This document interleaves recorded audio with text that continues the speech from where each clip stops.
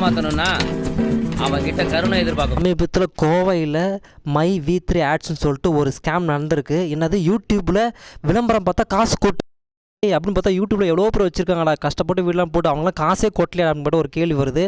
இதுக்கெல்லாமே ஒரே காரணம் அறியாமை, நம்மளுடைய வறுமை. இன்னும் சொல்லப்போனால் சதுரங்க வேட்டை பாட்டில் வந்து ஒருத்தனை ஏமாத்தினா அவனுடைய ஆசையை தூணும். அதே டைலாக் தாங்க இங்கேயும் இந்த பிஸ்னஸ் எப்படி டெவலப் ஆகுதுன்னு பார்த்தா நமக்கு தெரிஞ்சவங்க, நம்ம ஃப்ரெண்ட்ஸ், நம்ம சொந்தக்காரு, இல்லை ஃப்ரெண்ட்ஸோட ஃப்ரெண்ட்ஸு எங்கேயோ ஃபேஸ்புக்கில் பார்த்தோம், எங்கேயோ என்ன பண்ணுவானுங்க, ஃபுல்லாக வலையை விரிச்சு உட்காந்துட்டு இருப்பாங்க. எவன் மாட்டுவான்னு சொல்லிட்டு மாட்டவனே என்ன பண்ணுவானுங்க, ஃபஸ்ட்டு நைஸாக பேசுவானுங்க. பேசிட்டு நம்மளை வந்து இதுமாரி ஜஸ்ட் ஒரு 3000 கட்டினா இதுமாரி பிஸ்னஸ் பண்ணலாம், 4000 5000 3000 அது ஒரு காசு, அதை வச்சு வேறு ஏதோ பண்ணலாம்.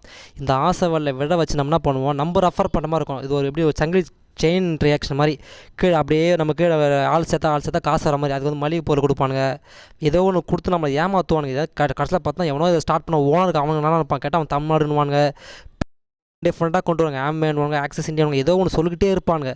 ஆனால் ஆக மொத்தம் ஸ்கேம் தான் இது. இது என்னென்னா ஏமாற்று வேலை தான் இது.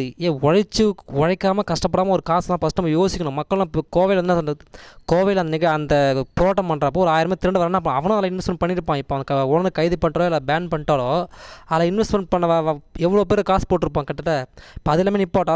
அதில் தான் வந்து இப்போ மக்கள் வந்து போராடுறாங்க. எனக்கு தெரிஞ்சு இதுமாதிரி தயவுசெய்து மாட்டாதீங்க. இவ்வளோ ஸ்கேம் பண்ணுறோம், புதுசாக பேர் வச்சுட்டு வருவான். நம்ம சொந்தக்காரிலே மாட்டிட்டு நம்மளே வந்து அதை மாட்டிட்டு கஷ்டப்படுற மாதிரி இருக்கும்.